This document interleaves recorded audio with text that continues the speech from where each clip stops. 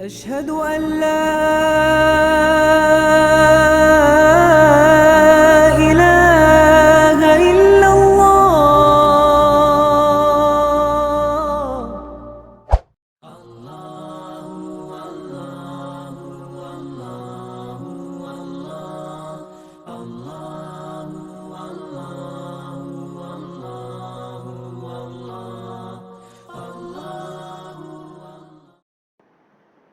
பேரன்பிற்கும் பாசத்திற்கும் உரிய எல்லாம் வல்ல அல்லாஹ் ஜல்ல ஷானஹு தஆலாவின் நல்லடியார்களே,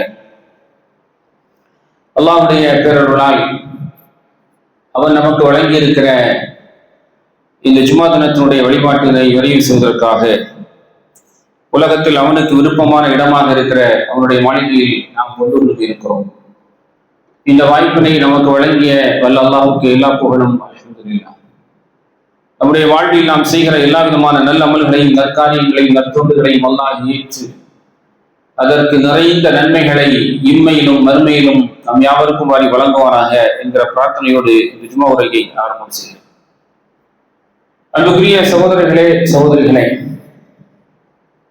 நாம் வாழ்க்கை நெறியாக ஏற்றிருக்கிற இந்த இஸ்லாம் என்கிற இந்த மார்க்கம் அன்றாட வாழ்வில் மனிதனுக்கு தேவையான எல்லா விதமான வழிகாட்டுதல்களையும் வழங்குகிற ஒரு ஒப்பற்ற வாழ்க்கை நெறியாக இஸ்லாம் இருந்து கொண்டிருக்கிறது. உலகத்தில் மனிதன் வாழ்ந்து கொண்டிருக்கிற நேரத்தில் அந்த மனிதனுக்கு தேவையான அவனுடைய வாழ்க்கைக்கு, இவ்வுலக வாழ்க்கைக்கு தேவையான அல்லது குடும்ப வாழ்க்கைக்கு தேவையான எல்லா விதமான வழிகாட்டுதல்களையும் இஸ்லாமிய மார்க்கம் அழகாக நெறிமுறைப்படுத்தி காட்டுகிறது. உலகத்தில் ஒரு சில தினங்கள் என்று உலகம் ஏற்படுத்தி வைத்திருக்கிறது. அந்த தினங்களில் அந்த தினத்தில் மாத்திரமே அந்த தினத்தில் சொல்லப்படுகிற செய்திகளை நினைவு கூறப்படுகிறது. ஆசிரியர் என்ற தினத்தை உலகத்தில் அறிமுகம் செய்கிறார்கள். அந்த தினத்தில் தான் ஆசிரியரிடத்தில் எப்படி நடக்கணும், ஆசிரியர் எவ்வாறு பிள்ளைகளிடத்தில் நடந்து கொள்ள வேண்டும் என்பதை பற்றி அன்றைய தினத்தில் தான் அறிக்கை விடுவார்கள். அது மாதிரி உலகத்தில் பல்வேறு தினங்கள் இருக்கிறது. உலக சுகாதார தினம் என்று ஒரு தினத்தை கொண்டாடுகிறார். இதெல்லாம் இவர்களாக வைத்துக் கொண்ட தினங்கள், நிறைய தினங்கள் இருக்கிறது. அப்படி அன்னையர் தினம், ஆசிரியர் தினம், உலக சுகாதார தினம், எய்ட்ஸ் தினம், நோயாளிகள் தினம், வலுவுள்ளவர்கள் தினம் என்று இவனா வைத்துக் கொள்றது. அது மாதிரி நீங்க பாத்தீங்கன்னா ஒவ்வொரு வருடத்துல பல நாட்கள் இப்படித்தான் இருக்கிறது. இன்றைக்கு ஒரு தினத்தை மையப்படுத்தி சொல்வார்கள். மே 1 என்று சொன்னா அது தொழிலாளர்களுடைய தினம் என்று சொல்வார்கள்.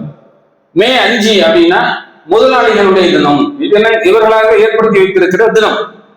அன்றைக்கு தான் அதை பற்றி பேசுவார்கள்.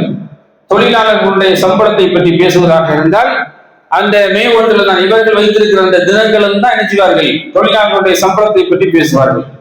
அவர்களுடைய குறைகளை கேட்பதாக இருந்தால் பல ஆண்டு காலமாக வருடக்கணக்கில் தொழில் செய்து கொண்டிருப்பான். அவரிடத்தில் நிறைய தொழில் ரீதியான மனக்குறைவுகள், மனக்கசப்புகள், மன சங்கடங்கள், மன கவலைகள், தொழில் ரீதியாக பல்வேறு விதமான சங்கடங்கள் அவருடைய உள்ளத்துல குமரி கிடக்கும். அதை வச்சுதான் ஒவ்வொரு நாளும் தொழிலை செய்து கொண்டே இருப்பான். எப்போதான் அவர் வருவாரு, அவர்கிட்ட சொல்லலாம், எப்போதான் இந்த மேனேஜ்மெண்ட்டை கொண்டு சமர்ப்பிக்கலாம், எப்பதான் முதலாளி வருவாரு. முதலாளி வர்றது இல்லை, அவர் எப்போ ஃப்ரீ மூடுல இருப்பாரு. அதுதான் ரொம்ப முக்கியம். முதலாளி வந்துட்டு தான் போவாரு. அவரு எப்போ ஃப்ரீ மூடுல இருப்பாரு. எப்படி மாறிச்சு பாருங்க காலம். டென்ஷன் இல்லாம இருப்பாரு. நம்மளை பார்த்தா சிரிப்பாரு, நம்மளை பார்த்தா உட்காரு என்று சொல்வாரு. அப்படிங்கிற நேரத்தை பார்த்து இவனுக்கு வருஷம் நாட்கள் நீண்டு கொண்டே போகும். அன்னைக்கு வந்தாரு, மூடு கொஞ்சம் சரியில்லாத மாதிரி இருந்து, இன்னைக்கு வந்தாரு முகத்துல கோபத்தோடு வந்த மாதிரி இருந்து, இன்னைக்கு வந்தாரு அவர் உட்காரவே இல்லை, நின்றுட்டு தான் பேசிட்டு போயிட்டே இருந்தாரு, ஏதோ டென்ஷன்ல இருக்கிறார். இப்படி தொழிலாளிகள் எல்லாம் உலகத்துல பம்பரமாக தொழில் செய்து கொண்டிருக்கிறார்கள். அவர்களுடைய தேவை நிவர்த்தி செய்யப்படாமல் இருக்கிறது. அப்ப இதையெல்லாம் நிவர்த்தி செய்யப்பட வேண்டும் என்று சொன்னால் அவருடைய ஊதியமாக இருந்தாலும், அவருடைய மனக்குமுறல்களாக இருந்தாலும், அல்லது அவருக்கு தொழில் ரீதியாக ஏற்படுகிற மன கசப்புகளாக இருந்தாலும், அதையெல்லாம் எங்க கொண்டு போய் பேசுறது, அதற்குள்ள தீர்வுகள் என்ன என்றால், இவன் வருஷத்துக்கு ஒரு நாள் இந்த மே தினத்துல தொழிலாளர்களுடைய குறைகளை கேட்கிறதோ, அல்லது மே 5 முதலாளிகள் நாம் சேர்ந்து எங்கேயாவது போயிட்டு எடுத்து பேசி வர்த்தக மாநாடுகளை நடத்தி அங்க ஒரு முடிவெடுத்து மக்கள்கிட்ட சொல்றதோ, இந்த மாதிரி தான் வைத்துக் கொண்டிருக்கிறாங்க. இதுல மட்டும்தான் அவர்களுடைய தீர்வுகள் கிடைக்குமா என்றால் கிடைக்க. தொழிலாளர்களுடைய தீர்வுகளை எப்ப கிடைக்கும் என்று சொன்னால், அந்த தொழிலாளரிடத்தில் நாம் எப்படி நடந்து கொள்ள வேண்டும். நம்மிடத்துல வேலை செய்கிற தொழிலாளர்கள், நம்மிடத்துல வேலை செய்கிற ஊழியர்கள், நம்மிடத்துல வேலை பார்க்கிற நம்முடைய ஸ்டாஃப்களிடத்துல நாம் எப்படி நடந்து கொள்கிறோம், முதலாளி எப்படி நடந்து கொள்கிறான், இது எல்லா இடத்துலையும் பொருந்தும். வெறும் கொத்தனாருக்கோ அல்லது ஆசாரிக்கோ அல்லது சமையல் செய்வோருக்கோ அதுக்கு மட்டுமல்ல, தொழிலாளி என்று யாரெல்லாம் இருக்கிறார்களோ, யாரெல்லாம் ஒரு கம்பெனியில அல்லது ஒரு ஆபீஸ்ல அல்லது ஒரு கல்லூரியில அல்லது ஒரு பள்ளிவாசல்ல அல்லது வேறு விதமான ஜாப்களில அவர்கள் வேலை செய்து சம்பளம் வாங்குபவர்கள் எல்லாருமே இந்த கேட்டகரியில உள்ளவர்கள் தான். அவர்கள் எப்படி நடந்து கொள்ள வேண்டும் என்பதை நபிகள் நாயகம் ஸல்லல்லாஹு அலைஹி வஸல்லம் அவர்களும் சரி, அவர்களுக்கு முன் வாழ்ந்த நபிமார்களுடைய காலத்திலும் சரி அது சொல்லப்பட்டிருக்கிறது. அப்ப குர்ஆன் இதற்கு சரியான தீர்வுகளை சொல்லி இருக்கிறது.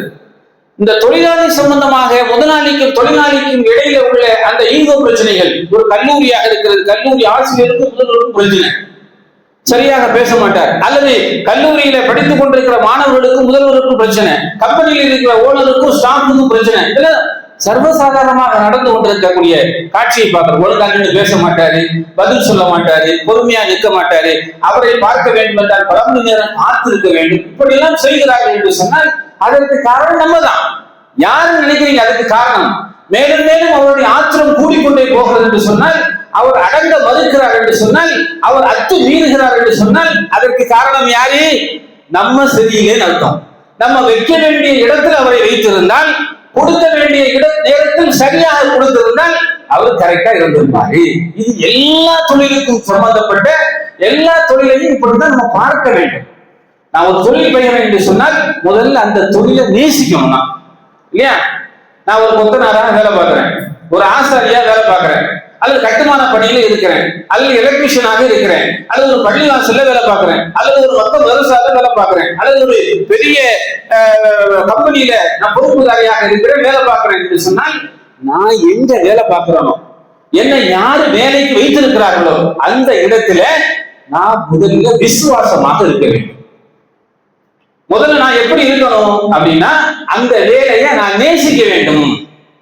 நேசிச்சேன் அப்படின்னா அல்லாஹ் அதுல பரக்கத் செய்யும். அதுதான் நபிகள் நாயகம் ஸல்லல்லாஹு அலைஹி வஸல்லம் அவர்கள் நமக்கு சொல்லித் தருகிறார். தொழிலாளிகளை பொறுத்தவரையில அவர்களுடைய தொழில் முடிந்த உடனேயே அவர்களுடைய வேர்வை காய்வதற்கு முன்னால் கூலி கொடுக்க வேண்டும் என்று சொன்ன ஒரே மார்க்கம் இஸ்லாம் மட்டும்தான். இது நம்ம என்ன நினைக்கிறோம் அப்படின்னா, இது முதலாளிகளுக்கு உள்ளது. ரசூலுல்லாஹ் சொல்றாங்க, வேலை பார்க்கிறவர்கள் அவர்களுடைய வேலை செய்து கொண்டு இருக்கிற நேரத்தில் அவருடைய வேர்வை காய்வதற்கு முன்னாலே அவர்களுக்கு கூலி கொடுக்கணுங்கிறாங்க. உடனே கூலி கொடுக்கணும், தள்ளி போடாதுன்னு அர்த்தம்.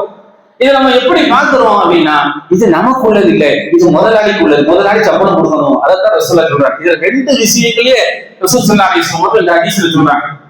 முதல்ல என்ன அப்படின்னா, நீ செய்கிற வேலையை சரியா செய்யும், விசுவாசமா செய்யும். விசுவாசமா நீ நேசிச்சு அந்த வேலையை நீ செய்தாய் என்று சொன்னால் அதுல உனக்கு கஷ்டம் இருக்காது, டென்ஷன் இருக்காது, படபடப்பு இருக்காது, பதட்டம் இருக்காது, அடுத்தவன் பார்ப்பாங்கிற எண்ணம் இருக்காது, முதலாளி வந்துருவாராங்கிற பயம் இருக்காது. ஏன் இருக்காது? நீ அந்த வேலையை நேசிச்சு. இந்த வேலையை எப்படி செய்யணும் அப்படின்னா, இது இறைவன் நமக்கு தந்திருக்கிறான் என்கிற எண்ணத்தோடு நம்ம செய்யணும். இதுதான் வேலை நமக்கு, இது இறைவன் நமக்கு தந்திருக்கிறான். அவர் பார்க்கிறாரு, இவர் பார்க்கிறாரு, தலைவர் பார்க்கிறாரு, முத்தவள்ளி பார்க்கிறாரு, மேனேஜர் பார்க்கிறாரு, எம்டி பார்க்கிறாரு, எம்பிபிஏ பார்க்கிறாரு, போலீஸ் பார்க்கிறாரு, இவர் பார்த்துட்டு இருக்கிறார். யாரு? நம்மளை எல்லாம் படைத்த ஒருவர் மேல இருக்கிறாரா இல்லையா, அவர் பார்த்து கொண்டிருக்கிறார் என்கிற எண்ணத்தோடு எந்த வேலையாக இருந்தாலும் சரி அந்த வேலையை செய்தால் பதட்டம் இருக்காது, டென்ஷன் இருக்காது, படபடப்பு இருக்காது, கள்ளக்கபடம் இருக்காது, நல்ல எண்ணம் இருக்கும். இதெல்லாம் மனசுல ஆழமா போகுது. சொன்னாங்க அந்த ஹதீஸுடைய விளக்கம் இதுதான். நீ தப்பா விளங்கி இருக்கிற. இந்த ஹதீஸ் நபிகள் நாயகம் ஸல்லல்லாஹு அலைஹி வஸல்லம் அவர்கள் மக்களிட்ட சொன்னதற்கு பிறகு எவ்வளவு பெரிய மாற்றங்கள் ஏற்பட்டிருக்கிறது என்பதை வரலாற்று நம்ம பார்க்கிறோம். அப்ப முதலாளிக்கும் தொழிலாளிக்கும் ஒரு தொடர்பு இருக்கும். தொழிலாளி முதலாளிகிட்ட சகஜமாக பேசணும். சில வீட்டுல வாப்பாட்ட மாவும் பேச மாட்டான். பாப்பா எங்க வந்தாருன்னா பின்னாடியோட போயிருவான். பாப்பாவுடைய செருப்பு கிடக்குன்னா செருப்பு கிடக்குமா அப்படி சுத்திக்குவோம். ரெண்டு பேருக்கு ஒரு சரியான ஒரு புரிந்துணர்வு இருக்காது. அப்ப எப்படி அவன்கிட்ட நேசம் இருக்கும்? எப்படி வாப்பா மதிப்பான், வாப்பா சொல்றது எப்படி கேட்பான், இப்படி எதிர்ப்புதுமாக இருப்பார். அது மாதிரி தொழிலாளியாக இருந்தாலும் முதலாளியாக இருந்தாலும் ரெண்டு பேரும் தொழிலாளி நினைக்கணும், நம்ம இவர்கிட்ட வேலை செய்யணும், நம்ம சரியாக வேலை செய்தால் அல்லாஹ் நமக்கு பரக்கத்து செய்வான், நம்முடைய குடும்பத்தில் அபிவிருத்தி ஏற்படும், அதற்கு காரணமாக அல்லாஹ் இவரை வச்சிருக்கிறான் என்கிற எண்ணத்தோடு அவர் நினைக்கணும். முதலாளி நினைக்கணும், அல்லாஹ் நமக்கு இவரை தந்திருக்கிறான், ஸ்டாஃபாக தந்திருக்கிறான் வேலைக்கு, இவர் மூலமாக நிறைய வேலைகள் நடக்குது, அவருக்கு செய்கிற கொடுக்கிற உரிமைகளை ஹக்குகளை கரெக்டா நம்ம கொடுக்கணும், சம்பளங்களை கரெக்டா கொடுக்கணும், அவருக்கு குடும்பம் இருக்கு, பிள்ளைகள் இருக்கு, நம்மளால அவரு சந்தோஷமாக இருப்பார், நமக்கு அல்லாஹ் பரக்கத்து செய்வார் அப்படிங்கிற எண்ணம் உலகத்துல இருந்துச்சுன்னா இந்த தொழிலாளி முதலாளிங்கிற பாகுபாடு இருக்காது என்பதை இஸ்லாம் தெளிவாக நமக்கு சொல்லி தருகிறது. அப்போ தொழிலாளிக்குரிய கூலியை எப்ப கொடுக்கணும் அப்படின்னா அவருடைய வேர்வை காய்வதற்கு முன்னால். வேலை முடிச்சுட்டானா உடனே நீ சம்பளத்தை கொடுத்துடணும் அப்படின்னு இஸ்லாம் சொல்லுது. வேர்வை காய்வதற்கு முன்னாலே சம்பளத்தை கொடுத்து விட வேண்டும். அப்படி நம்ம கொடுக்கிறோமா? உலகம் அப்படி கொடுக்கிறதா? எத்தனை கம்பெனிகள்ல சம்பள பாக்கிகள் இருக்கிறது, எத்தனை இடங்கள்ல சம்பளம் கொடுக்காமல் இழுத்தடிக்கிறார்கள், எத்தனை முதலாளிகள் சம்பளம் கொடுக்காமல் எரிந்து விடுகிறார்கள். சம்பளம் கரெக்டா கொடுக்கிற ஒரு இடம் உலகத்தில் எங்க இருக்கு சொல்லு? சில கம்பெனிகள்ல கரெக்டா கொடுக்கும், அல்லாஹ்வுக்கு பயந்து. அது வெளிநாடுகளாக இருந்தாலும் உள்நாடுகளாக இருந்தாலும் தனிநபர்களாக இருந்தாலும் கடையில் நடத்துவதாக இருந்தாலும் அவங்க கரெக்டா கொடுப்பாரு. ஓரளவு கரெக்டாக கொடுக்கிற ஒரு நிறுவனம் இருக்கிறது என்று சொன்னால் இந்த நிறுவனம் தான். என்ன நிறுவனம்? இந்த நிறுவனம், நம்ம இருக்கிற நிறுவனம். இது இறையியல் சார்ந்த நிறுவனம். அதுல கல்லூரியாக இருந்தாலும் பள்ளிவாசலாக இருந்தாலும் இதெல்லாம் கரெக்டா செய்யணும். அல்லாஹ்வுடைய பள்ளிவாசல் அவர் இருக்கிறார், சேவை செய்கிறார், பணி செய்கிறார், வேலை செய்கிறார், மக்களுக்கு ஓதி கொடுக்கிறார், பிள்ளைகளுக்கு பாடம் வளர்த்துக்கிறார், கரெக்டா நம்ம கொடுக்கணும். மற்ற இதுல கூட நாளைக்கு கொடுக்கலாம், அடுத்த வாரம் கொடுக்கலாம், அடுத்த வாரம் கொடுக்கலாம், அடுத்த வருஷம் சேர்த்து தரேன், 2 நாளுக்குள்ள சேர்த்து தரேன், 4 நாளைக்குள்ள சேர்த்து தரேன், அவங்க மறந்துடுவான், இவனும் மறந்துடுவான். அதான் பிரச்சனை, சரியா கொடுக்கறது இல்லை. பல நபர்களை ஏற்றி அனுப்பிட்டு இருக்காங்க. என்ன காரணம்? சம்பளம் கொடுக்க முடியல. வெளிநாடுகளை நம்பி இனி வேலைக்கு ஆகாது. ஒரு காலத்துல என்ன பண்ணா, துபாய் போன்ற நாடுகள்ல எல்லாம் வச்சிருந்தான், பங்களா, அது இது, பெரிய மேனேஜர் பட்டம் பதவி கொடு, எல்லாத்தையும் ஆட்டையை போட்டுட்டு ஏர்போர்ட்ல கொண்டு காரை விட்டுட்டு எஸ்கேப், வந்தாலும் எஸ்கேப் ஆகி வந்தவர்கள் எல்லாம் இருக்கிறார்கள். இன்றைக்கு இல்ல, நீ ஏர்போர்ட்ல கொண்டு வண்டியை விட முடியாது, நீ அவனை சொல்லிட்டு வர முடியாது, அவனே உன்னை சொல்லி அனுப்பிட்டே இருக்கான், போயிட்டு வா, நான் கூப்பிடும்போது நீ வந்தாலும். காலம் மாறிக்கொண்டிருக்கிறது. அதுதான் அல்லாஹ் நமக்கு சொல்வார், தில்கல் ஐயாம் முதாபிலுஹா பைனன் நாஸ். காலச்சக்கரங்கள் மாறி மாறி இருந்துட்டே இருக்கும். நீ ஒரே போஸ்டிங்ல இருந்துட்டே இருப்பே நீ நினைக்காத. அந்த மகதை இருந்தாலும் குதிக்கிற, அது எப்போது வேண்டுமானாலும் மாறலாம். ஒரே இதுல நீ இருந்துட்டு இருக்க முடியாது. மேல வருவ, கீழே போக, ஒண்ணும் இல்லாம இருப்ப, ஊருக்கு இப்படி நடப்ப, ஊர்ல 1 மாசம் இருந்தாலும் உனக்கு மதிப்பு. முதல்ல 10 மாசம் இருந்துட்டே அப்படின்னா ஒருத்தன் திரும்பி பார்க்க மாட்டான். ஏன்? கையில காசு இல்லை, வெளியே போக முடியாது, 4 பேரை பார்க்கணும். ஊர்ல வியாபாரம் செஞ்சு பறக்கத்தாக உழைத்து நீ சாப்பிட்டா என்று சொன்னால் அதுதான் பறக்கத். ரசூல் ஸல்லல்லாஹு அலைஹி வஸல்லம் அவர்கள் இந்த வியாபாரத்திற்கு கொடுத்திருக்கிற முக்கியத்துவம் ரொம்ப முக்கியமானது. எந்த அளவுக்கு என்று சொன்னால், இஸ்லாம் சோம்பேறித்தனத்தை ஒழிக்கிறது. சோம்பேறித்தனத்துக்கு இஸ்லாத்துல இடமே கிடையாது. நல்ல புரிஞ்சுக்கணும். அவன் எப்படிப்பட்ட ஆளா இருந்தாலும் சரி, உழைத்து தான் சாப்பிட வேண்டும் என்று அழுத்தம் திருத்தமாக சொல்லப்படுகிற ஒரு மார்க்கத்தில் இருக்கிறோம். நம்ம சோம்பேறித்தனத்துக்கு இடமே இல்லை. நான் சும்மா உட்கார்ந்து இருப்பேன், யாராவது எனக்கு தருவாங்க, அப்படி கொடுக்கவே கூடாது. அவனை சோம்பேறி ஆகிறோம்னு அர்த்தம். இவனுக்கு என்ன வேலை அப்படின்னா, நல்ல டீசெண்டா இருக்கிறது, சட்டையை போடுறது நடக்கிறது, எந்த வேலையும் பார்க்க மாட்டான். சும்மா தொழ வேண்டியது, எங்கேயாவது கடை உரத்துல திண்ணையில பஜார்ல உட்கார வேண்டியது, 4 பேரை சேர்க்க வேண்டியது, யாரையா பற்றியா பேச வேண்டியது, வேலையும் இல்லை, வட்டியும் இல்லை, ஒண்ணும் இல்லை. அவன் வேலைக்கு கஷ்டப்பட்டு கொண்டிருப்பான். வேலை இல்லா திண்டாட்டத்துல எங்கடா வேலை கிடைக்காத மக்கள் ஓடிக்கொண்டிருக்கிறான்.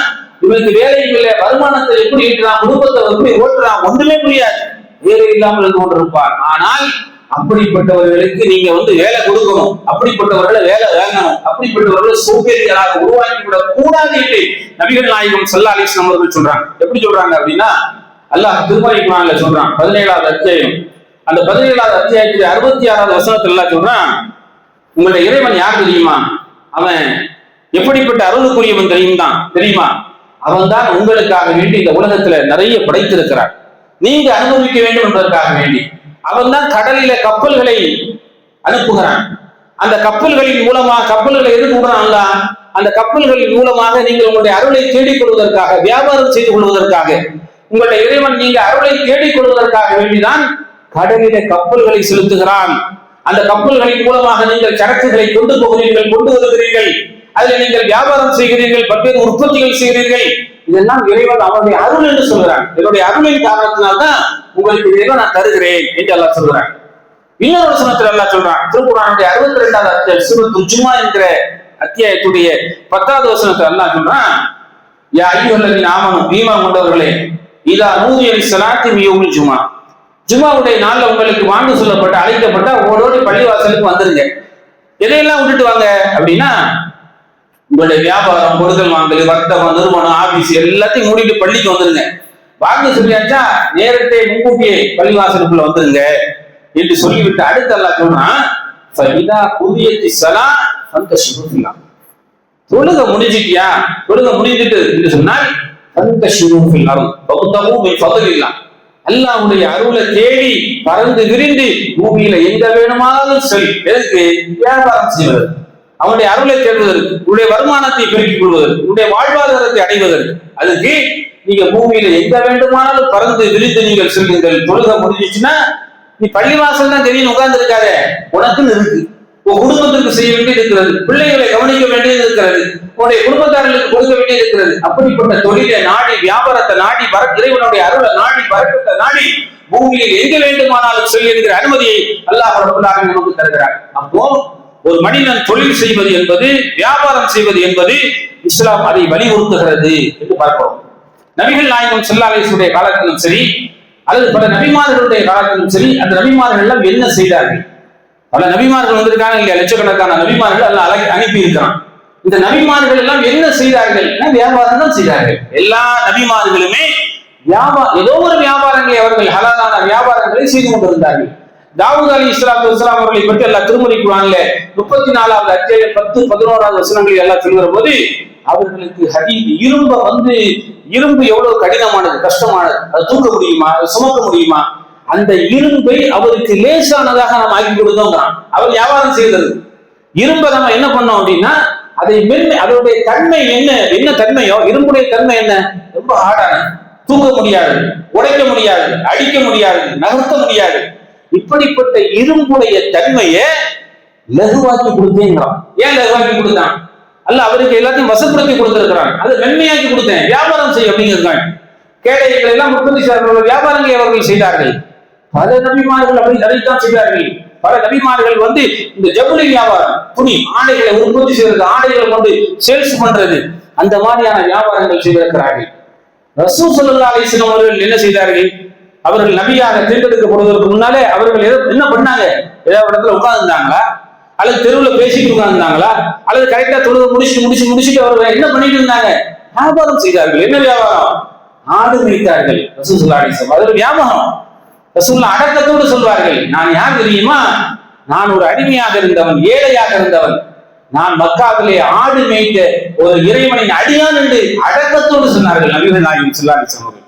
மக்காவில் ஆடு மேய்த்த இறை அடியான் என்று அடக்கத்தோடு சொன்ன ஒரு தலைவர் பெருமானார் ஸல்லல்லாஹு அலைஹி வஸல்லம் ஆடுகளை மேய்த்தார்கள். அந்த ஆடுகளின் மூலமாக உற்பத்தி செய்தார்கள், வருமானத்தை பெருக்கினார்கள், அதன் மூலமாக ஒரு தன்னிறை உள்ளவர்களாக ஆனார்கள். அதன் மூலமாக பல்வேறு பரக்கத்துகள் அல்லாஹ் அவர்களுக்கு கொடுத்தான். ரசூல் ஸல்லல்லாஹு அலைஹி வஸல்லம் அவர்கள் இப்படித்தான் ஆடு வைத்திருக்கிறார்கள் என்று பார்க்க முடிகிறது.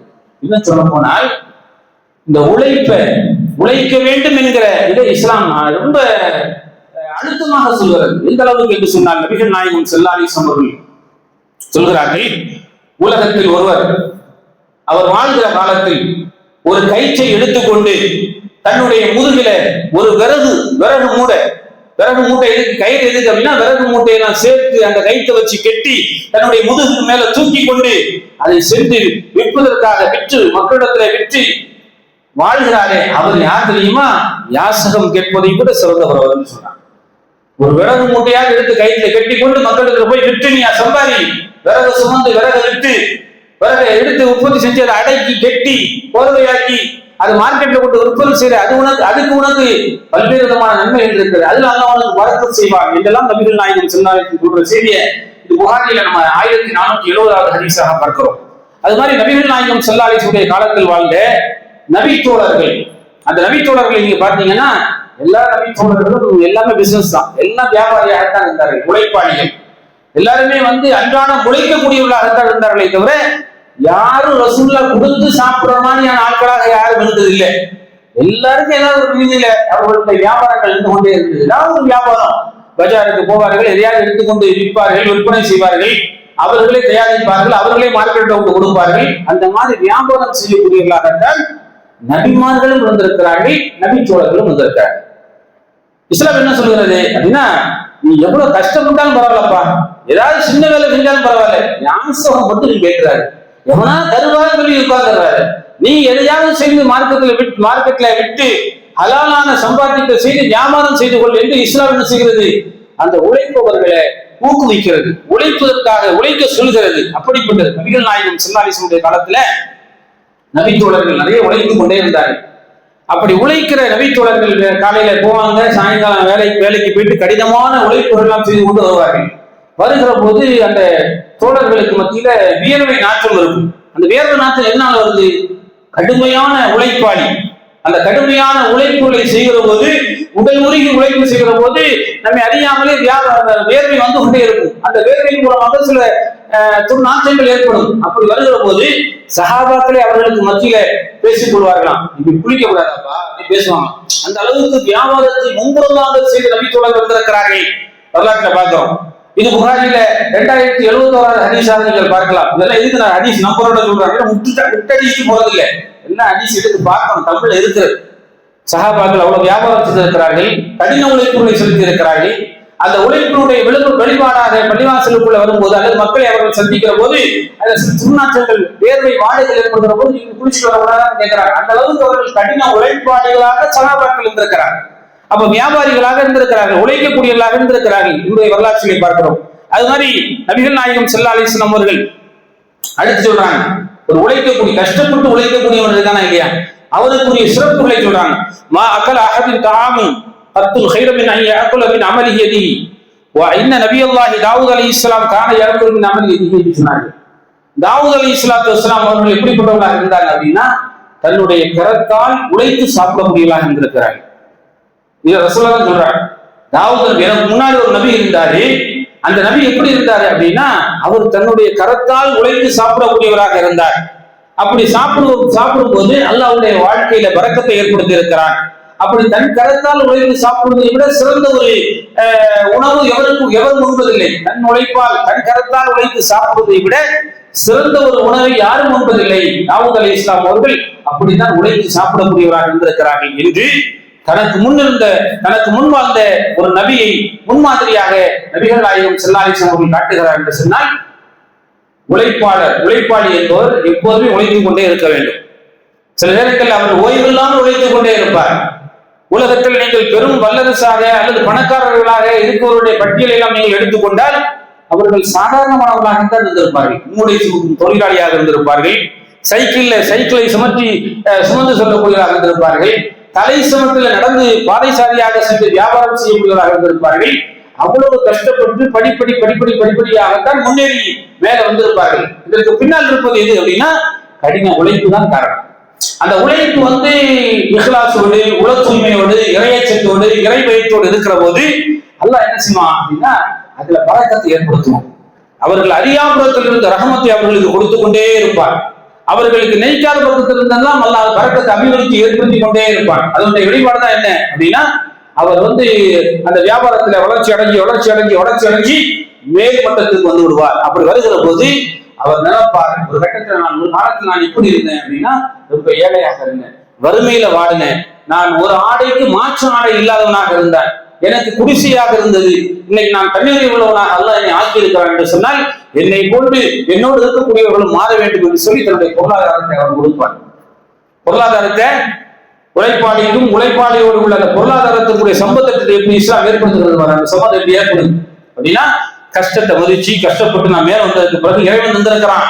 அது மாதிரி என் கூட இருக்கக்கூடியவர்கள், என்னை சுற்றி இருப்பவர்கள், என் குடும்பத்தில் இருப்பவர்கள், அவர்களுக்கு நான் கொடுக்கணும் அப்படிங்கிற எண்ணத்தை இந்த உழைப்பின் மூலமாகத்தான் அல்ல கொடுக்கணுங்கிற எண்ணம் எப்போ வருது அப்படின்னா, உழைத்து சுவந்த கரங்கள், அது உழைப்பு மேல வந்ததுக்கு பிறகு நம்ம உழைப்பால் வந்தது அல்ல நமக்கு பழக்கம் செய்திருக்கிறார், நம்மளும் அடுத்தவர்களுக்கு கொடுக்கணும். ஒருத்தன் உழைக்கவே இல்லை, அவனுக்கு வருமானமும் இல்லை, அவன் சும்மாவே உட்கார்ந்து இருக்கிறான் அப்படின்னா அவன் எப்படி கொடுப்பான்?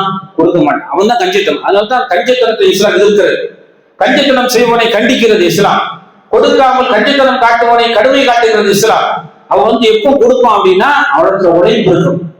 அவனிடத்துல ஏதாவது ஒரு வியாபாரம், ஏதாவது ஒரு வேலை, அவனுக்கு வேலை செய்யக்கூடியவனாக இருக்க வேண்டும். வேலை செய்யாதவனாக அவன் இருக்கக்கூடாது. இஸ்லாம் எந்த அளவுக்கு அந்த வேலை செய்வதை வலியுறுத்துகிறது நம்ம பார்க்கிறோம். ஒரு வேலையும் இல்லாம இருக்கிறான்னு வச்சுக்கோங்களேன், அவன் வேலை என்ன அப்படின்னு ஒருத்தருக்கு ஒரு வேலையுமே இல்லை. ஒரு வேலையும் இல்லாமல் ஒருவன் இருக்கிறான் என்று சொன்னால் அவன் எப்படி இருப்பான்? ஏதோ ஒரு ரீதியில ஏதாவது தவறுகளை செய்து கொண்டேதான் இருப்பான். அதான் உண்மை. ஒண்ணு நாவால யாரையாவது சொல்லி ஏதாவது பலாயில இழுத்து, நாளைக்கு வர சண்டை இன்னைக்கே இழுத்து, அல்லது யாரை பற்றியாவது புறம் பேசி வாய் ரீதியாக தர்க்கம் செய்து கொண்டிருப்பான். இல்ல அவனுக்கு வேலை இல்லை, அப்படியே சாப்பிட்டு அப்படி உட்கார்ந்து இருக்கிறான் அப்படின்னா யார்கிட்டயாவது வம்பு இருக்கிறது, அல்லது யாரையாவது அடிக்க போறது, யாரை பற்றியாவது பேசுறது. அதுதான் நபிகள் நாயகம் ஸல்லல்லாஹு அலைஹி வஸல்லம் ஒருத்தர் வேலையெல்லாம் இருக்கக்கூடாது.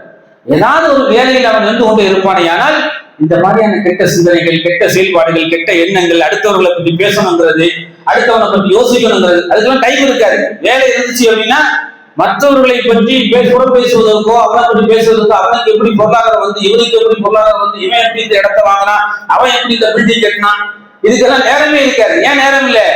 நீ கரெக்டா 5 நேரம் தொழுற, ஹலாலான வியாபாரம் செய்யற, அதை பாக்குறதுக்கே உனக்கு டைம் கரெக்டா இருக்கிறது. அதை முடிச்சுட்டு வீட்டுக்கு வந்தா குடும்ப குட்டிகளை ஃபேமிலியை பாக்குற, இதுலயே டைம் கரெக்டா போகுது. எவ்வளவு நன்மை செய்யற. அப்போ ஒரு வேலையும் இல்லாதவனுக்கு அதுதான் வேலை. ஃபித்னா தான் வேலை. அவனுடைய வேலை என்ன அப்படின்னா ஃபித்னா, அதான் வேலை. ஃபித்னா பண்றதுதான் வேலையாக இருக்கிறது. அதை ரசூல் ஸல்லல்லாஹு அலைஹி வஸல்லம் அவர்கள் கண்டிக்கிறார்கள். இன்னும் சொல்ல போனால் நபிகள் நாயகம் ஸல்லல்லாஹு அலைஹி வஸல்லம் அவர்கள் அல்லாஹ் சொன்னதாக சொல்கிறார்கள். 3 பேர்ல நாளை மறுமையில வந்து 3 வகையானவர்கள், 3 பேர்களை அல்லாஹ் என்ன பண்றான் அப்படின்னா அவர்களுக்கு எதிராக நான் வழக்கு தொடர்வேன் என்று அல்லாஹ் சொன்னதாக நபிகள் நாயகம் ஸல்லல்லாஹு அலைஹி வஸல்லம் 3 பேர்களுக்கு எதிராக மறுமையில நான் வழக்கு தொடர்வேன், வழக்காடுவேன். இவர்கள் சொர்க்கத்துக்கு அனுப்பிடக்கூடாது, இவர்கள் என்னென்ன செய்திருக்கிறார்கள் என்பதை இவர்களுக்கு எதிராக நான் மறுமையில வாதாடுவேன், வழக்கு தொடர்வேன் என்று நபிகள் நாயகம் ஸல்லல்லாஹு அலைஹி வஸல்லம் சொல்றாங்க. அதுல யார் அப்படின்னா 3 பேர் மிக முக்கியமானவர்கள். அல்லாஹ் அந்த 3 சாரார்கள் நம்மளை காப்பாற்றும், சொர்க்கத்துக்கு போறதுக்கு தடையாக இருக்கும். அல்லாஹ்வே என்ன செய்வான்? வழக்காடுவான். நபிகள் நாயகம் ஸல்லல்லாஹு அலைஹி வஸல்லம் சொல்றாங்க. அந்த 3 சாரார்கள் முதல் சாரார் யாரு அப்படின்னா என் பேரால் சத்தியம் செய்து மோசடி செய்வான். அல்லாஹ்வுடைய பேரை சொல்லி சத்தியம் செய்வான். அசராம இன்னைக்கு எதாவது நடக்குது, ஏதாவது தவறு செஞ்சிருவான். அல்லாஹ் பார்த்து கொண்டிருக்கிறான். அல்லாஹ்வது உள்ளாஹ் சொல்றா இல்லையா? வல்லாஹின்றான். வல்லாஹி அரபுகள் யோசிப்பான். இந்த வல்லாஹிங்கிற சத்தியத்தை செய்வதற்கு அரபு நாடுகளில் வேலை செய்வதற்கு எல்லாம் தெரியும். அரபுகள் யோசிப்பான் சத்தியம் செய்வதற்கு. ஒரு காலத்துல நம்ம சத்தியம் செஞ்சோம். அல்லாஹ்ன நம்ம லாங்குவேஜ்ல அல்லாஹ்ன, பாப்பான, 30 துசுவான, தக்கிய அப்பாவான, தக்கல அப்பாவான, பாகாசி அப்பாவான, இதையெல்லாம் மாத்துறதுக்கு எத்தனை வருஷம் ஆச்சு? 25-30 வருஷம் ஆச்சு. அல்லாஹ்ன, பாப்பான, தக்கியான, 30 துசுவான, பாகாசி அப்பாவான, நாகூர் தர்காவான, இப்படி எல்லாம் ஆணை போட்டமே இல்லையா? இந்த ஆணைகள்லாம் போட்டு இவர்கள் மேல ஆணை போடக்கூடாது, அல்லாஹ் மீது மட்டும்தான் நீங்கள் சத்தியம் செய்ய வேண்டும் என்று இதை மாற்றுவதற்கு எத்தனை ஆண்டு காலம் ஆயிருக்கு? 30, 35, 40 ஆண்டு காலங்கள் ஆயிருக்கு. நம்முடைய முன்னோர்கள், மார்க்க அறிஞர்கள், மார்க்கத்திற்காக உழைத்தவர்கள், பாடுபட்டவர்கள் இதைத்தான் பிரச்சாரமாக செய்து ஒரு சமூகத்தை, நல்ல ஒரு சமூகத்தை முன்னெடுத்து உருவாக்கி இருக்கிறார்கள். இப்ப இருக்கிற வளரும் தலைமுறை எப்படி இருக்கிறது? அல்லாஹ் நான் சொல்லல, தற்போது சொல்லுறான். இவன் அங்கதான் நின்றுட்டு இருக்கிறதுங்கிற இவன் பாக்குறான். பார்த்துட்டு தான் அதை கேட்கிறான். என் பண்ணி எங்க போனேன்? நான் போகலையே. அப்ப நீ என்ன பார்த்திருக்க மாட்டீங்க? ஒன்னதான்டா என்ன பார்த்துருக்கு? அசால்ட்டா சொல்றான். வல்லாஹி, அல்லாஹ் மீது ஆணையாக அந்த இடத்தில் நான் இல்லை. எவ்வளவு பெரிய மோசமான இதனுடைய தண்டனை. மறுமையில் அல்லாஹ் உங்களை பார்ப்பானா? பொய் சத்தியம் செய்தால் அசராம பொய் சத்தியம் செய்யறான். நான் போகல, நான் வைக்கல, நான் கொடுக்கல, நான் வாங்கல, நான் சொல்லல, நான் செய்யல. இங்க சொல்லிடுவேன். யாரை திருப்திப்படுத்த? இமாமை திருப்திப்படுத்த, தலைவரை திருப்திப்படுத்த, பாப்பாவை திருப்திப்படுத்த, குடும்பத்தை திருப்திப்படுத்த, நண்பனை திருப்திப்படுத்த, வேண்டியவர்களை திருப்திப்படுத்த இங்க சொல்லிடுவேன். அங்க சொல்ல முடியுமா? இல்லை, நான் முடியாது. யாரு? அல்லாஹ் உடனே டிஜிட்டல் கேமரா. இங்க டிஜிட்டலுக்கு பயப்படுற, கேமராவுக்கு பயப்படுற, அங்க கோடான கோடி மக்கள் இருப்பார்கள். முன்னாடி டிஜிட்டல் அப்படியே தெரியும். இவன் இந்த நேரத்துல செஞ்சான், இதெல்லாம் செஞ்சுட்டு ஓடலாம், இவன் தான் போய் சத்தியம் செஞ்சான் அப்படின்னு நாங்க டிஜிட்டல்ல போட காட்டணும். இப்படியே நிற்பான். எங்க நான் சொல்றது? எங்க மதுமை இப்படியே நிற்பான். பாப்பா வரமாட்டாரு, நண்பன் வரமாட்டான், மச்சான் வரமாட்டாரு, மைனிக்கு மாப்பிள்ள வரமாட்டார், யாரும் வரமாட்டார். யார் வருவா? அல்லாஹ் அனுமதி அளித்தால் மட்டுமே வாய் துறக்கும். வாய் பேச முடியாது. வாய்க்கு அல்லாஹ் பூட்டு போட்டு விடுவான். அல்யௌம நஃப்திமு அலா அஃப்வாஹிஹிம் வ துகல்லிமுனா ஐதீஹிம். வாய்க்கு அல்லாஹ் சீல் வச்சிருவான். இவருடைய கை பேசும். யாரெல்லாம் இவன் பொய் சொல்றான்? கை பேசும், கால்கள் சாட்சி சொல்லும். இதெல்லாம் சிந்திக்க வேண்டாம். அப்போ பொய் சத்தியம் செய்து அது வியாபாரமாக இருந்தாலும், கொடுக்கல் வாங்கலாக இருந்தாலும், நண்பர்களிடத்தில் பேசுவதாக இருந்தாலும், உறவு முறைகளை ஆரம்பிப்பதாக இருந்தாலும், எந்த விஷயத்திலையுமே பொய் சத்தியம் செய்து மோசடி செய்யக்கூடாது. பொறுப்பதற்கு நியமிச்சிருக்கிறார். ஒரு முதலாளி எல்லாத்தையும் பார்ப்பதற்காக வேண்டி உலகத்தில் நியமிச்சிருக்கிறார். எவ்வளவு கஷ்டம் நடக்கும். அல்லாஹ் பாரத்தை போட்டு இதுல எனக்கு எந்த குறையும் வந்துடக்கூடாது, அவரும் தப்பு நினைச்சிடக்கூடாது, அல்லாஹ்விடத்திலும் நான் மாட்டி விடக்கூடாது. அல்லது ஒரு மக்கள் மதரசாவுக்கு நீ பொறுப்பாளியாக இருக்கிறாய், அல்லது ஒரு அனாதை இல்லத்துக்கு நீ பொறுப்பாளியாக இருக்கிறாய், அல்லது ஒரு ஜமாத்திற்கு பொறுப்பாளியாக இருக்கிறாய், அல்லது ஜமாத்துடைய பல்வேறு பணங்களை கையில் வைத்துக் கொண்டிருக்கிறாய். அப்படி எல்லாம் இருக்கிற மக்கள் அல்லாஹ் பயப்படும். சாதாரண ஒரு பிசினஸ் செய்யறவன் அவனுக்கும் இவனுக்கும் உள்ள அந்த தொடர்புல எவ்வளவு வழக்கமா இருக்கணும் அப்படின்னா, பெரிய பெரிய பணங்கள் எல்லாம் புரளுகிற இடத்தில் நாம் எப்படி இருக்க வேண்டும்? பணமா என்ன விட்டுருப்பா, வேற யார்ட்டையா கொடு, சரி நமக்கு விரண்டு ஓடணும். இவன் என்ன பண்றாங்கன்னா, 40 கொண்டாப்பா, தாப்பா, பில்லா நாளைக்கு கொண்டு தரப்பா, ரசீதா அங்க வந்து வைக்கிறப்பா, அசால்ட்டா எப்படிப்பா, எப்படி முடியுது? அல்லாஹ்வுடைய பயம் இல்லையா? கொஞ்சம் கூட இல்லையா? எப்படிப்பட்ட காலத்துல வாழ்ந்து கொண்டிருக்கிறோம். இதுதான் நல்லா சொல்றான். இதெல்லாம் நிக்க வைப்போம். அல்லாஹ் சாதாரணமாக ஏழைகளை கூட அங்க அனுப்பி விடுவார். இந்த மாதிரி ஆட்களை எல்லாம் பிடிச்சி நிப்பாட்டிடுவாங்க. நில்லு, வெயிட் பண்ண வேண்டியது. எல்லாத்தையும் இந்த கேஸ் எல்லாம் முடிச்சதுக்கு பொழுது அந்த கேஸை கையில் எடுப்பான். கையில் எடுப்பதற்கு பலாயிரக்கணக்கான நாட்கள் அங்கே நின்று கொண்டிருக்க வேண்டும். மாஷர் மைதானத்தில் விசாரணைக்காக வேண்டி அந்த விசாரணை எல்லாரும் பார்த்து கொண்டிருக்கிற விசாரணை. அதனால்தான் அல்லாஹ் சொல்றான், என் பேரால பொய் சத்தியம் செய்யாதப்பா. அப்படி பொய் சத்தியம் செய்தால் மறுமையில உன்னை பார்க்கவே மாட்டேன், என்னுடைய சாபம் தான் உனக்கு, மறுமையில் அல்லாஹ் பார்க்க மாட்டான் என்று சொன்னால் எவ்வளவு கேர்ஃபுல்லாக இருக்கணும். சத்தியம் பொய் சத்தியம் செய்யலாமா? உண்மைக்கு கூட சத்தியம் தேவைப்படாது. உண்மையை செய்தால் அவன் ஏன் சத்தியம் செய்ய சொல்ல போறான்? உண்மையிலே நான் செஞ்சான் அப்படின்னு அவனுக்கு ஏன் சத்தியம் ஏன் செய்ய சொல்றான்? நீ செஞ்சியா இல்லையான்னு அவனுக்கு டவுட் வருது. டவுட் வர்ற மாதிரி நடந்துக்கிற அதான் சத்தியம் அங்க தேவைப்படுது. அப்ப சத்தியத்தை மீறி நான் பொய் சத்தியம் செய்தால் மறுமையில என்ன செய்வான்? அல்லாஹ் வந்து வழக்குரைப்பேன், அவனுக்கு எதிராக நான் வந்து நிற்பேங்கிறான். ஒண்ணு. ரெண்டாவது ஆள் யாரு அப்படின்னா, சுதந்திரமானவர். சுதந்திரமா இருக்கிற ஒரு மனிதன் என்ன பண்ணுவான் அப்படின்னா, அவன் விலைக்கு வாங்கி அடிமையாக மாற்றி அவனை வந்து அந்த அடிமையாக விற்று அந்த பணத்தை வந்து சாப்பிட்டாரு. இதுல அன்னைக்கு சுதந்திரம் அடிமையெல்லாம் இருந்துச்சு. இன்னைக்கு இதை எப்படி எடுத்துக்கணும் அப்படின்னா, மக்களுடைய பணத்தை திங்கிறவன். இதான் மக்களுடைய பணத்தை திங்கிறவன். அல்லாஹ்வுடைய பாதையில வந்து மக்கள் கொடுப்பார்கள், அல்லாஹ்வுடைய பாதையில செலவு செய்வார்கள், அல்லாஹ்வுடைய பள்ளிவாசலுக்காக கொடுப்பார்கள், மதரசாவுக்காக கொடுப்பார்கள், இன்னும் பல காரியத்திற்காக கொடுப்பார்கள்.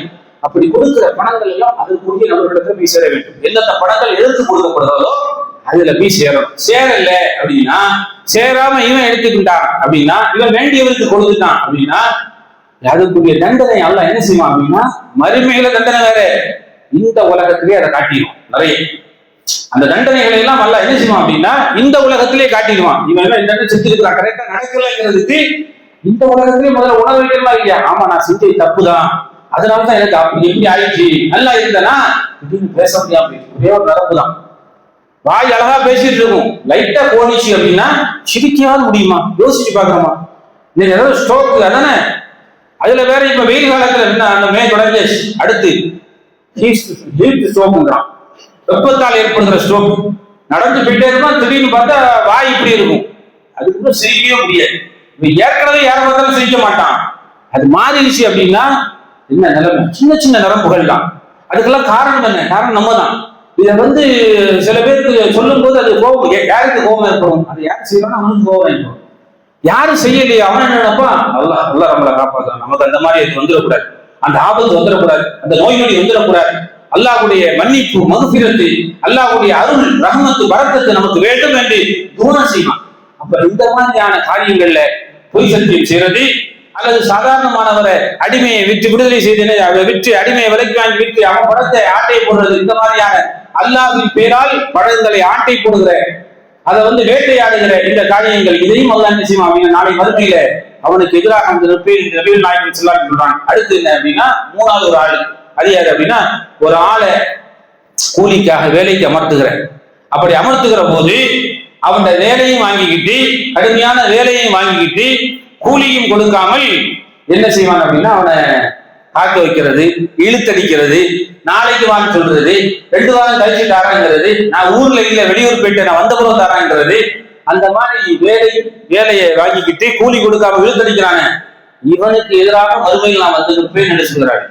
அப்ப இந்த 3 விஷயங்களுமே மிக மோசமானது.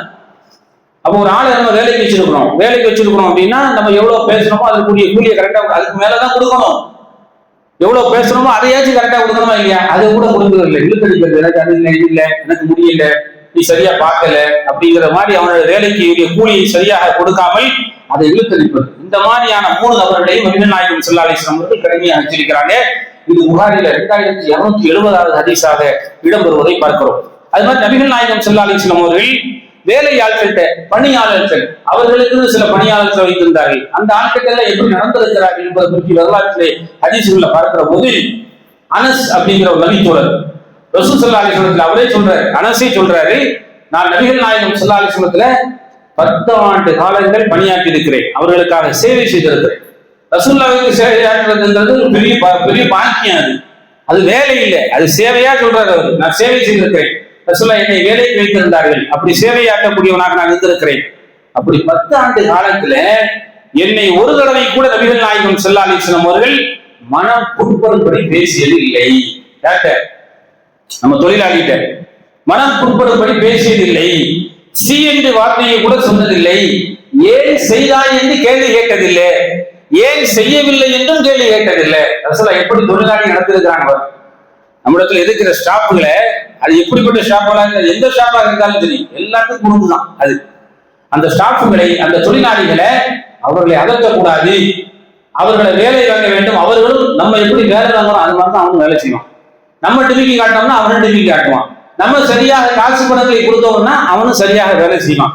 அப்போ அப்படி ரசூல் ஸல்லல்லாஹு அலைஹி வஸல்லம் அவர்கள் தன்னிடத்துல வேலை பார்த்த அந்த அனஸ்ங்கிற அந்த தோழரிடத்துல வந்து அவ்வளவு கடுமையான, அவர் ஒரு வேலைக்காரர் மாதிரி கூட பார்க்கல, அவர்கிட்ட கேள்வி கேட்டதில்லை, சீனு கூட சொன்னதில்லை, கோவப்பட்டதில்லை, அவரிடத்துல எடுத்தறிஞ்சு பேசதில்லை, மனம் புண்படப்படி மனம் நோவுபடி பேசியதில்லை. இதெல்லாம் வரலாற்றை பார்க்க முடியும் என்று சொன்னால் அந்த வேலையாளர்களுக்கு, தொழிலாளிகளுக்கு இருக்கக்கூடிய முக்கியத்துவம், முதலாளிகளும் தொழிலாளிகளும் எப்படி இணைந்து செயல்பட வேண்டும், அவர்கள் எப்படி இணைந்து செயல்பட்டால் ஒரு வளமிக்க ஒரு சமூகத்தை அவர்களால் உருவாக்க முடியும். இதுக்கு உலகத்துல பல்வேறு நாடுகள் 17 மணி நேரம், 18 மணி நேரம், 19 மணி நேரம், 12 மணி நேரம், 10 மணி நேரம் இப்படி என்று வேலைகளை நியமித்திருக்கிறார்.